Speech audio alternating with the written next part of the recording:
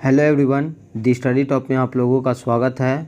आज की इस वीडियो में हम लोग बिहार पुलिस सब इंस्पेक्टर दरोगा जो कि 2023 में जितना भी एग्ज़ाम है सभी के लिए रामबाण सिद्ध होने वाला है।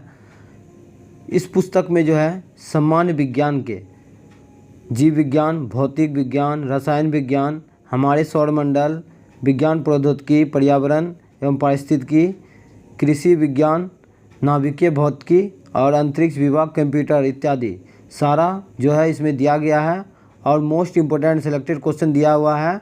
और ये बिहार दरोगा और बिहार पुलिस को मद्देनज़र रखते हुए ये बुक को जो है तैयार किया गया है, जो कि मोस्ट इम्पोर्टेंट सेलेक्टेड क्वेश्चन दिया हुआ है इसमें। आज की इस वीडियो में हम लोग जो है जीव विज्ञान को देखने वाले हैं। जैसा आप लोग देख पा रहे होंगे, इस बुक का जो है खासियत यही है कि इसमें जो है टॉपिक बाय टॉपिक जो है कवर किया गया। जैसा आप लोग देख पा रहे होंगे, समान परिचय, प्रोटोजोआ, कोशिका की संरचना, जीवधारियों का वर्गीकरण, विषाणु, कोशिका विज्ञान, ये सारा जो है दिया गया है। इसमें सिलेक्टेड एंड इम्पोर्टेंट क्वेश्चन दिया हुआ है। आप लोग वीडियो में लास्ट तक बने रहें। और ये बिहार दरोगा और बिहार पुलिस और 69 बीपीएससी प्रीलिम्स के लिए इम्पोर्टेंट रहने वाला है। चलते एक एक क्वेश्चन को हम लोग देख लेते हैं। आप लोग वीडियो में लास्ट तक बने रहें। पहला क्वेश्चन देखिए, आपका सामान्य परिचय से है। पहला पॉइंट है आपका, विज्ञान की वह शाखा जिसके अंतर्गत समस्त जीवों अर्थात जीवधारियों का अध्ययन किया जाता है क्या कहलाता है? तो इसका सही आंसर हो जाएगा आपका जीव विज्ञान कहलाता है। नेक्स्ट है आपका, जीव विज्ञान शब्द का प्रयोग जो है सर्वप्रथम किसने किया था? तो लेमार्क एवं ट्यूविनेरस ने किया था। कब किया था? तो ये 1801 ईस्वी में किया था। जीव एवं जंतु विज्ञान का जनक जो है किसे कहा जाता है? तो अरस्तू को कहा जाता है।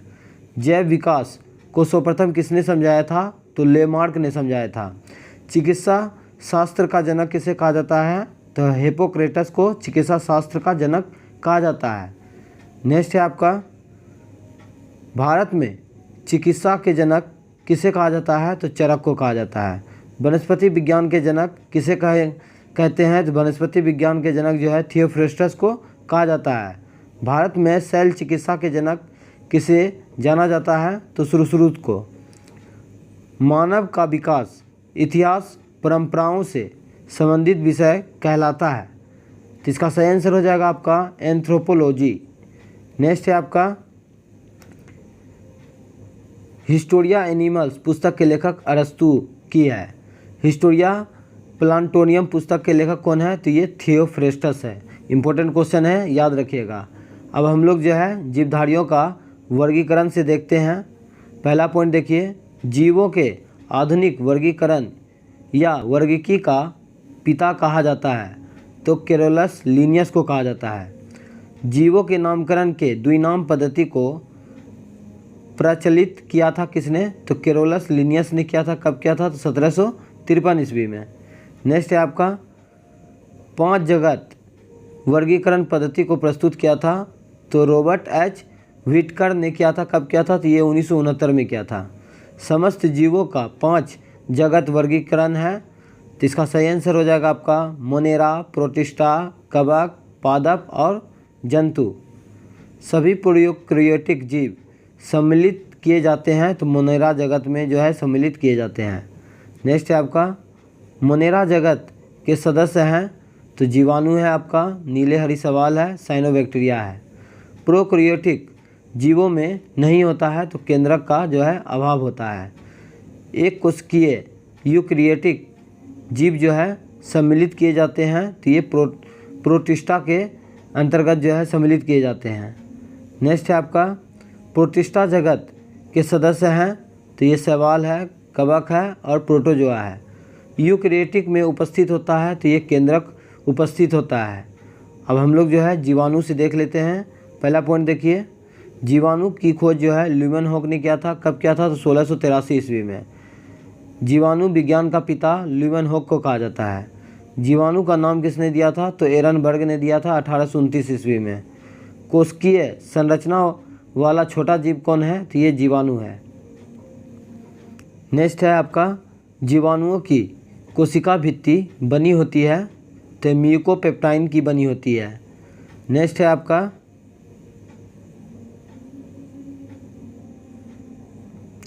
दलहनी पौधे की जड़ में पाए जाने वाला जीवाणु कौन सा है? तो ये राइजोबियम है। वायुमंडलीय नाइट्रोजन को नाइट्रेट के रूप में परिवर्तित करता है, तो ये राइजोबियम करता है। दूध में पाए जाने वाला जीवाणु कौन सा है? तो ये लैक्टोबैसिलस है।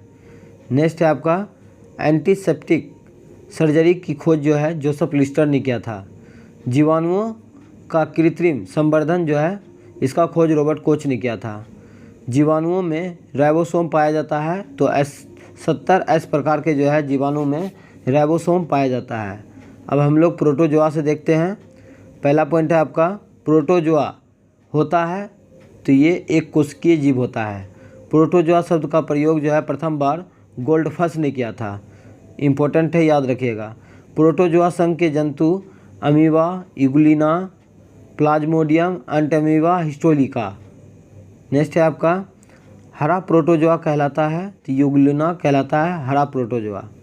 अब हम लोग विषाणु से देखते हैं। पहला पॉइंट देखिए, संसार का सूक्ष्मतम जीव होता है, तो ये विषाणु होता है।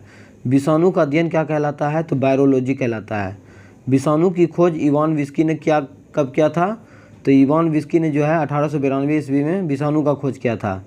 साधारणतः सभी विषाणु बने होते हैं प्रोटीन तथा न्यूक्लिक अम्ल आरएनए के। नेक्स्ट है आपका विषाणु का आकार कितना होता है? तो 0.15 से लेकर 0.2 माइक्रोन का होता है। नेक्स्ट आपका रासायनिक रूप से विषाणु होता है, तो ये न्यूक्लियोप्रोटीन होता है। अब हम लोग जो है कोशिका विज्ञान को देख लेते हैं। पहला पॉइंट देखिए, जीवन की मूलभूत इकाई क्या है? तो कोशिका है। कोशिका की खोज रॉबर्ट हुक ने किया था। कब किया था? तो 1665 ईस्वी में किया था। जीवित कोशिका की खोज जो है ल्यूमन हॉक ने किया था। कोशिका का अध्ययन क्या कहलाता है? तो साइटोलॉजी कहलाता है। कोशिका सिद्धांत को प्रतिपादित किया था, तो स्लाइडेन एवं स्वान ने किया था। कब किया था? तो 1838-39 में। जीवधारियों की संरचनात्मक एवं कार्यात्मक इकाई होती है, तो कोशिका होता है। नेक्स्ट है आपका कोशिका दो प्रकार की होती है, प्रोकैरियोटिक एवं यूकैरियोटिक। केंद्रक एवं केंद्रिका नहीं पाए जाते हैं, तो प्रोकैरियोटिक कोशिका में केंद्रक एवं केंद्रिका जो है नहीं पाए जाते हैं। केंद्रक एवं केंद्रिका उपस्थित होता है, मतलब पाए जाते हैं, तो यूकैरियोटिक कोशिका में पाए जाते हैं। नेक्स्ट आपका सबसे छोटी कोशिका होती है, तो माइक्रोप्लाज्मा गैलीसेप्टिकम जीवाणु की। नेक्स्ट है आपका सबसे बड़ी कोशिका जो है शुतुरमुर्ग का अंडा का होता है। मानव शरीर की सबसे लंबी कोशिका होती है न्यूरॉन तंत्रिका कोशिका है। मानव शरीर में पाई जाने वाली सबसे छोटी कोशिका है, तो ये सेरिबेलम की ग्रेन्यूल सेल की है। नेक्स्ट है आपका मानव शरीर में पाई जाने वाली सबसे बड़ी कोशिका है, ये अंडाणु है। अब हम लोग जो है कोशिका की संरचना से देख लेते हैं। पहला पॉइंट देखिए, जीवन का भौतिक आधार है, तो जीव द्रव है। जीव द्रव की खोज किसने किया था? तो टूडाडीन ने किया था। जीव द्रव का नामकरण पुरकिंजे ने किया था 1839 ईस्वी में। जीव द्रव जीवन का भौतिक आधार है, किसका कथन है? तो ये हेक्सले का है। ये क्वेश्चन दरोगा में पूछा गया है। नेक्स्ट है आपका जीव द्रव सिद्धांत दिया था, तो सुल्ज ने दिया था। पादप कोशिकाओं का बाहरी आवरण जो है क्या कहलाता है? तो कोशिका भित्ति कहलाता है। कोशिका भित्ति पाई जाती है, तो केवल पादप कोशिका में पाई जाती है। नेक्स्ट है आपका कोशिका भित्ति बनी होती है, तो ये सेलुलोज का बनी होती है। कोशिका झिल्ली पाई जाती है, तो ये पादप एवं जंतु दोनों में पाई जाती है। कोशिका को एक निश्चित आकार एवं कोशिकांगों को सुरक्षा प्रदान करती है, तो ये कोशिका झिल्ली प्रदान करती है। नेक्स्ट है आपका कोशिका झिल्ली प्लाज्मा झिल्ली बनी होती है, तो लिपिड एवं प्रोटीन से बनी होती है। अब हम लोग जो है माइटोकॉन्ड्रिया से देख लेते हैं। पहला है आपका माइटोकॉन्ड्रिया की खोज अल्टमैन ने किया था 1886 ईस्वी में। माइटोकॉन्ड्रिया का नाम किसने दिया था? तो बेंडा ने दिया था। माइटोकॉन्ड्रिया नहीं होता है, तो जीवाणु में जो है नहीं पाया जाता है। माइटोकॉन्ड्रिया में पाए जाने वाला द्रव कहलाता है, तो मैट्रिक्स कहलाता है। नेक्स्ट है आपका कोशिका का पावर हाउस ऊर्जा ग्रिड कहा जाता है? तो पावर हाउस ऑफ सेल जो है माइटोकॉन्ड्रिया को कहा जाता है। इंपॉर्टेंट क्वेश्चन है, बार बार पूछा जाता है। कोशिका का श्वसन केंद्र है तो ये माइटोकॉन्ड्रिया है। माइटोकॉन्ड्रिया में ऊर्जा किस रूप में संचित रहती है? तो ये एटीपी के रूप में संचित रहती है। एटीपी का फुल फॉर्म क्या होता है? आप लोग कमेंट करके ज़रूर बताइएगा। नेक्स्ट है आपका एटीपी का निर्माण जो है माइटोकॉन्ड्रिया में होता है। एटीपी का इकाई होती है ऊर्जा की। क्रेब्स चक्र होता है तो ये माइटोकॉन्ड्रिया में होता है। क्रेब्स चक्र की खोज जो है हैंस क्रेब्स ने किया था। क्रेब्स चक्र की खोज हैंस क्रेब्स ने किया था। माइटोकॉन्ड्रिया का दिल कहलाता है तो ये क्रिस्टी कहलाता है। नेक्स्ट है आपका, अब हम लोग जो है गोल्जी काय से देख लेते हैं। इम्पोर्टेंट पॉइंट देखिए, गोल्जी काय की खोज जो है किसने किया था? तो केमुनो गोल्जी ने किया था। गोल्जी काय के क्रियात्मक इकाई को क्या कहते हैं? तो सृष्टिनी कहते हैं। नेक्स्ट है आपका, कोशिका का ट्रैफिक पुलिस या यातायात प्रबंधक कहलाता है तो गोल्जी काय कहलाता है। नेक्स्ट है आपका, गोल्जी काय का मुख्य कार्य क्या है? तो श्रवण करना। कार्बोहाइड्रेट का संश्लेषण जो है कौन करता है? तो गोल्जी काय द्वारा किया जाता है। अब हम लोग लाइसोसोम से देख लेते हैं। इंपॉर्टेंट क्वेश्चन, लाइसोसोम की खोज डी डुवे ने किया था 1955 कर लीजिएगा। 1955 में जो है लाइसोसोम का खोज डी डुवे ने किया था। लाइसोसोम एक प्रकार का एंजाइम है। लाइसोसोम का मुख्य कार्य क्या होता है? तो बाह्य पदार्थों का भक्षण एवं पाचन करना। नेक्स्ट है आपका, आत्महत्या की थैली कहलाता है तो लाइसोसोम को आत्महत्या की थैली कहते हैं। कोशिका का एटम बम कहलाता है तो लाइसोसोम को जो है कोशिका का एटम बम कहते हैं। राइबोसोम से देखिए इंपॉर्टेंट पॉइंट, राइबोसोम की खोज पैलेट ने किया था। कब किया था? तो ये 1953 में किया था। राइबोसोम बने होते हैं तो आरएनए एवं प्रोटीन के। नेक्स्ट है आपका, राइबोसोम का निर्माण जो है कहाँ होता है? तो ये केंद्रिका द्वारा होता है। राइबोसोम दो प्रकार के होते हैं, 70S राइबोसोम एवं 80S राइबोसोम। प्रोकैरियोटिक में पाए जाते हैं तो 70S राइबोसोम और यूकैरियोटिक में पाए जाते हैं तो 80S राइबोसोम। नेक्स्ट है आपका, प्रोटीन का संश्लेषण होता है तो राइबोसोम द्वारा। प्रोटीन का फैक्ट्री राइबोसोम को कहा जाता है। अब हम लोग लवक से देखते हैं। इंपॉर्टेंट क्वेश्चन, पहला पॉइंट है आपका, लवक पाया जाता है तो पादप में पाया जाता है। लवक 3 प्रकार के होते हैं, वो वर्णी लवक जिसको इंग्लिश में लूकोप्लास्ट कहा जाता है, वर्णी लवक जिसको अंग्रेजी में क्रोमोप्लास्ट कहा जाता है, और हरित लवक जिसको अंग्रेजी में क्लोरोप्लास्ट कहा जाता है। नेक्स्ट है आपका, ओवर्णी लवक मुख्यतः पाए जाते हैं तो जड़ों की कोशिकाओं में। फूलों और बीजों के आकर्षण रंग प्रदान करता है तो ये क्रोमोप्लास्ट करते हैं। नेक्स्ट है आपका, पौधे के पत्तियों का रंग जो है हरा होता है किसके कारण? तो ये हरित लवक क्लोरोप्लास्ट के कारण। पत्तियों का पीला रंग होता है तो ये केरोटीन के निर्माण के कारण। नेक्स्ट है आपका, पर्णहरित क्लोरोफिल में उपस्थित जो है मुख्य धातु कौन सा होता है? तो बहुत बार पूछा गया है, मैग्नीशियम होता है। प्रकाश संश्लेषण में सहायक करता है, प्रकाश संश्लेषण में सहायता करता है तो हरित लवक करता है क्लोरोप्लास्ट। नेक्स्ट है आपका, कोशिका का रसोई घर कहा जाता है तो कोशिका का रसोई घर जो है हरित लवक को कहा जाता है। नेक्स्ट है आपका,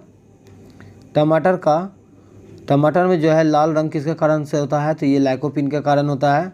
हल्दी में पीला रंग किसके कारण होता है? तो यहाँ पर कर लीजिएगा, जो है हल्दी का पीला रंग कुरकुमिन के कारण होता है। पपीता में पीला रंग जो है किसके कारण होता है? तो केरिका जेथिन्स के कारण होता है। सेब में जो है लाल रंग किसके कारण होता है? तो एंथ्रोसाइनिन के कारण होता है। अब मिर्च में लाल रंग जो है किसके कारण होता है? तो कैप्सिनेथिन्स के कारण होता है। नेक्स्ट है आपका, गाजर में कौन सा वर्णक होता है? तो ये कैरोटीन होता है। नेक्स्ट है आपका, केंद्रक, राजधानी एवं तारक को देख लेते हैं। केंद्रक की खोज जो है रॉबर्ट ब्राउन ने किया था। कब किया था? तो 1831 ईस्वी में। नेक्स्ट है आपका, कोशिका प्रबंधक का कार्य जो है कौन करता है? तो केंद्रक करता है। कोशिका का दिमाग कहलाता है तो केंद्रक कहलाता है। केंद्रक का मुख्य भाग होता है तो ये क्रोमेटिन होता है। क्रोमेटिन बना होता है प्रोटीन, हिस्टोन एवं डीएनए का। नेक्स्ट है आपका, कोशिका की निर्जीव रचना है तो रसधानी है। रसधानी पाया जाता है तो पादप कोशिका में पाया जाता है। तारककाय की खोज जो है बेवोरी ने किया था और तारककाय पाया जाता है तो ये जंतु कोशिका में पाया जाता है। अब हम लोग जो है कोशिका विभाजन से देखते हैं। पहला पॉइंट देखिए, केंद्रक विभाजन की क्रिया कहलाती है तो कैरियोक्राइनोसिस कहलाता है। नेक्स्ट है आपका समसूत्री विभाजन होता है तो ये कायिक कोशिका में जो है समसूत्री विभाजन होता है। इंपॉर्टेंट है, बहुत बार पूछा गया है। नेक्स्ट है आपका अर्धसूत्री विभाजन होता है तो ये लैंगिक जनन कोशिकाओं में होता है। ओसूत्री विभाजन होता है तो ये जीवाणुओं में होता है। समसूत्री विभाजन का खोज किसने किया था तो वाल्टेयर फ्लेमिंग ने किया था। नेक्स्ट है आपका अर्धसूत्री विभाजन की खोज जो है फार्मर एवं मूरे ने किया है। अब हम लोग जैव विकास से देख लेते हैं इंपॉर्टेंट क्वेश्चन। प्राकृतिक वरण का सिद्धांत जो है किसने दिया था तो चार्ल्स डार्विन ने दिया था। उत्परिवर्तन का सिद्धांत हुगो डिब्रीज ने दिया था। नेचुरल सिलेक्शन प्राकृतिक चयन का सिद्धांत जो है चार्ल्स डार्विन ने दिया था। विकास का सिद्धांत का प्रतिपादन किसने दिया था तो ये चार्ल्स डार्विन ने दिया था। नेक्स्ट है आपका अनुवांशिकी से देखिए। अनुवांशिकी का पिता या जनक कहा जाता है तो ग्रेगरी जोहन मेंडल को कहा जाता है। अनुवांशिकी संबंधी प्रयोग के लिए मेंडल ने किस पौधा का चुनाव किया था तो मटर का किया था। नेक्स्ट है आपका अनुवांशिकता के पिता को अनुवांशिकी किसने कहा था तो डब्ल्यू वाटसन ने कहा था। जेनेटिक शब्द का सर्वप्रथम प्रयोग जो है डब्ल्यू वाटसन ने 1905 ईस्वी में किया था। नेक्स्ट है आपका अनुवांशिकी उत्परिवर्तन होता है तो ये क्रोमोसोम में होता है। नेक्स्ट है आपका अनुवांशिकता का मूल इकाई क्या है तो ये जीन है। जीन शब्द का प्रयोग सर्वप्रथम किसने किया था तो ये जोहानसन ने किया था 1909 ईस्वी में। जीन अवस्थित होते हैं तो ये गुणसूत्रों में। नेक्स्ट है आपका एक जीन एक एंजाइम सिद्धांत को प्रतिपादित किया था तो बीडल एंड टेटम ने किया था। नेक्स्ट है आपका गैम्बिट की शुद्धता के नियम का प्रतिपादन किसने किया था तो मेंडल ने किया था। जीवन की उत्पत्ति हुई प्री कैम्ब्रियन काल में। अब हम लोग गुणसूत्र क्रोमोसोम से देख लेते हैं इंपॉर्टेंट क्वेश्चन। पहला पॉइंट है आपका अनुवांशिक गुणों का वाहक होता है तो गुणसूत्र होता है। अनुवांशिक गुणों का वाहक गुणसूत्र होता है। नेक्स्ट है आपका गुणसूत्र या क्रोमोसोम की खोज जो है स्टार्स वर्गर ने किया था 1875 में। नेक्स्ट है आपका क्रोमोसोम गुणसूत्र शब्द का नामकरण या सर्वप्रथम प्रयोग किसने किया था तो वाल्डेयर ने किया था 1888 ईस्वी में। गुणसूत्रों का निर्माण होता है तो क्रोमेटिन नामक पदार्थ से। नेक्स्ट है आपका मनुष्यों तथा जंतुओं में लिंग निर्धारण होता है तो गुणसूत्रों के द्वारा। मनुष्य में गुणसूत्रों की संख्या होती है 44 अर्थात 46 कर लीजिएगा यहाँ पर 46 अर्थात 23 जोड़ी। लिंग गुणसूत्र कहलाता है तो 23वां जोड़ा। पुरुष एवं स्त्री जीन संगठन होता है तो पुरुष में XY और स्त्री में XX। पुरुष में 23वां जोड़ा गुणसूत्र होता है तो XY होता है और महिला में 23वां जोड़ा गुणसूत्र XX होता है। नेक्स्ट है आपका मानव में बच्चे का लिंग निर्धारण होता है तो मानव में बच्चे का लिंग निर्धारण पिता के गुणसूत्र XY द्वारा होता है। एक लड़का अपने पिता से विरासत में गुणसूत्र प्राप्त करता है तो 22+Y। अब हम लोग न्यूक्लिक अम्ल को देख लेते हैं तो न्यूक्लिक अम्ल की खोज जो है जर्मन वैज्ञानिक फ्रेडरिक मिशर ने किया था 1869 ईस्वी में। न्यूक्लिक अम्ल का निर्माण जो है न्यूक्लिक अम्ल का निर्माण जो है होता है तो न्यूक्लियोटाइड्स होता है। नेक्स्ट है आपका दो न्यूक्लिक अम्ल है तो ये RNA और DNA। RNA का पूर्ण रूप होता है राइबोन्यूक्लिक एसिड और DNA है तो DNA का पूर्ण रूप होता है आपका डीऑक्सीराइबोन्यूक्लिक एसिड। DNA का डबल हेलिक्स मॉडल किसने दिया था तो वाटसन एंड क्रिक ने दिया था 1953 ईस्वी में। नेक्स्ट है आपका वाटसन एवं क्रिक को नोबेल पुरस्कार कब दिया गया तो 1962 ईस्वी में। DNA संश्लेषण का प्रतिपादन किसने किया था तो कोनबर्ग ने किया था। इम्पोर्टेंट है, बहुत बार पूछा गया है। DNA होता है तो एक अनुवांशिक पदार्थ होता है। डीएनए का मुख्य कार्य है प्रोटीन संश्लेषण को नियंत्रित करना तथा अनुवांशिक क्रियाओं का संचालन करना। नेक्स्ट है आपका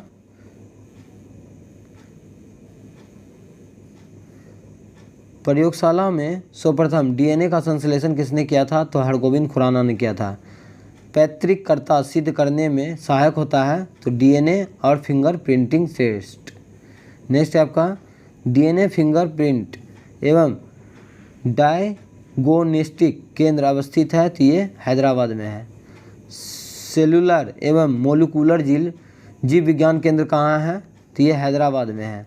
सेलुलर एवं मोलिकुलर जीव विज्ञान केंद्र कहाँ है? तो ये हैदराबाद में है। नेक्स्ट है आपका आरएनए का संश्लेषण होता है तो डीएनए से। आरएनए में शर्करा पाई जाती है तो ये राइबोसोम। डीएनए में मौजूद शर्करा है तो डीऑक्सीराइबोज। केंद्र में डीएनए का अंश होता है तो 10% होता है। डीएनए बहुलक है तो न्यूक्लियोटाइड्स का। नेक्स्ट है आपका प्रोटीन का निर्माण के लिए आदेश देता है तो डीएनए देता है। प्रोटीन का निर्माण होता है आरएनए में। डीएनए की श्रृंखला बंधी होती है तो हाइड्रोजन बॉन्ड से। नेक्स्ट है आपका कोशिका के अंदर सूचना का प्रभाव किसके द्वारा होता है? तो आरएनए के द्वारा होता है। न्यूक्लियस के बाहर डीएनए मिलता है तो ये माइटोकॉन्ड्रिया में मिलता है। ये मेरा पार्ट 1 था जीव विज्ञान का। इसके बाद हम लोग जो है पार्ट 2 लाएंगे, उसके बाद पार्ट 3। 3 पार्ट में आप लोगों को बायोलॉजी समाप्त कर दिया जाएगा। आज का सेशन कैसा लगा आप लोग कमेंट बॉक्स में ज़रूर बताइए, और नेक्स्ट वीडियो आप लोगों को चाहिए तो आप लोग कमेंट बॉक्स में ज़रूर बताइए, तभी हम आप लोगों के लिए वीडियो लेके आएंगे। आज के लिए इतना ही। जय हिंद, जय भारत।